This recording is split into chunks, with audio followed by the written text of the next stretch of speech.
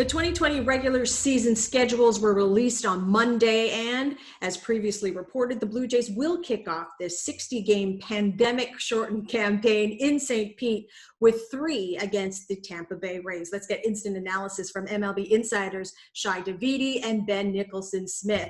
Shi, what stood out to you as you saw the Blue Jays schedule for 2020? Well, Hazel, there's finally a schedule. And, that actually makes everything feel a little bit more real. And Sure. we've kind of gotten the contours of how it was going to look in terms of the allocation of games within the division and then the interleague game portion of the schedule as well. So no major surprises there. But, I look at that September, if we get that far, and all 10 Blue Jays games against the New York Yankees are in the month of September. So it sets up a lot of intrigue if the Jays can really put themselves in a good position heading into September. I mean, that's a tough schedule right there, 10 games against one of the expected best teams in the league, if not maybe the best team on paper in the league. That can certainly change fortunes dramatically one way or the other. But I think the way it sets up is that the Blue Jays can give themselves a bit of an opportunity by doing well in that first half and then really have to show their stuff against the New York Yankees in that second month. Yeah, it's such a tough schedule all the way through. And really, when you're in the AL East, that's always the case, and especially this year, some tough teams across the way in the NL East as well. But it's interesting, you look at the timing of some of these games, and the Blue Jays home games this year will start at 6:37, 6:40, a little earlier than normal. And there's a reason for that. When you're in the course of a regular season where fans are attending, you have to give fans the chance to go to the ballpark. In this season, there are some people in baseball operations around the league who will say that players' body clocks are a little better suited to playing earlier in the day as opposed to starting so late at night when our bodies are usually getting ready to sleep. So that is one factor to watch for a little bit early as we're watching these games, and there is a little reason behind that. And of course, there will be no 2020 season if they can't get these COVID-19 issues, testing issues rectified. The A's, the Astros, and the Nationals all canceling workouts Monday due to a delay in getting their COVID test results. Shi, the Jays had some fallout with this as well. What can you tell us about that? Yeah, Hazel, the tests for the local Toronto-based staff here that was supposed to take part and deal with the team didn't come back. And so that prevented several people involved with the club from getting into the building on Monday. And, that's obviously symptomatic of a larger problem. And, Major League Baseball in a release acknowledged that there were some issues that they have to resolve. And like you said, this is important. There are really no mulligans with this. And like the importance was underlined again with the Blue Jays. They had another positive test through the intake process. They left several players who had direct interaction with that player who tested positive back in Florida right now. So they're waiting for their 2 negative tests before they can fly north of the border.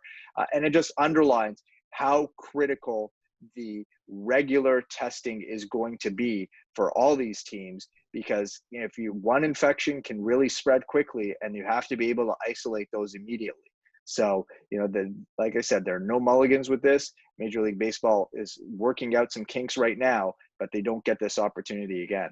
And it does make sense that there would be some logistical issues with everything that's going on. We are seeing some steps in a more positive direction with the Blue Jays taking the field. You see Nate Pearson posting on his Instagram that he's in Toronto along with a lot of other Blue Jays players. Of course, that is just step one, but you see other teams around the league as well, like the Houston Astros, who had to postpone workouts, now resuming workouts for later in the week. So part of a long process. We don't know where it's going to lead. We don't know if these teams are going to be able to get through all this safely, but we did see steps kind of in both directions today.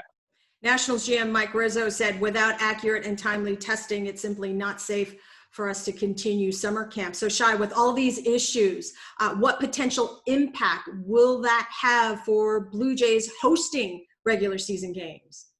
It's a great question, Hazel, because they very much are still in the process and working through the different issues with the government of having multiple teams come in and out, and the Blue Jays coming in and out of the country over the course of 2 months.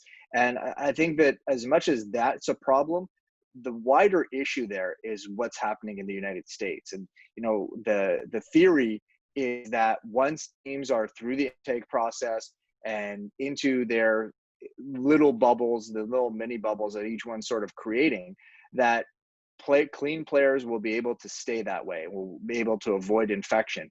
But when it's so rampant in some of the communities that are housing some of these teams, that's going to become increasingly difficult, because you never know if that person they're crossing paths with on the way to the stadium, or that person that they're crossing paths with at the restaurant, or the person who's bringing them some food or doing some task at the ballpark is carrying it, has picked it up somewhere in the community. And that's really where the challenge is going to be for the game on a wider scale, and is the hurdle that the Blue Jays are somehow going to have to clear with the Canadian government to convince them that there isn't any more risk of letting these players and teams come in and out during the season than there is in just the Blue Jays hosting their training camp in the city. And one way or another, there really does have to be resolution soon. I mean, you look at the calendar, and we're talking about July 23rd. I mean, that's a little bit more than 2 weeks away. We're so used to spring training taking 6-7 weeks and being such a long process. This year, by contrast, this ramp up is so fast, and teams have already burned a few days with the intake process that might continue into the week. They need to get going on a baseball standpoint very quickly, and they also need resolution on a federal level in the Blue Jays case to know whether they can indeed play in Toronto for the regular season. Well, very unconventional schedules. These are, of course, unusual times, but they will try to play baseball in 2020. The campaign officially gets underway Thursday, July 23rd. The Blue Jays, one day later, in St. Pete against the Tampa Bay Rays on July 24th.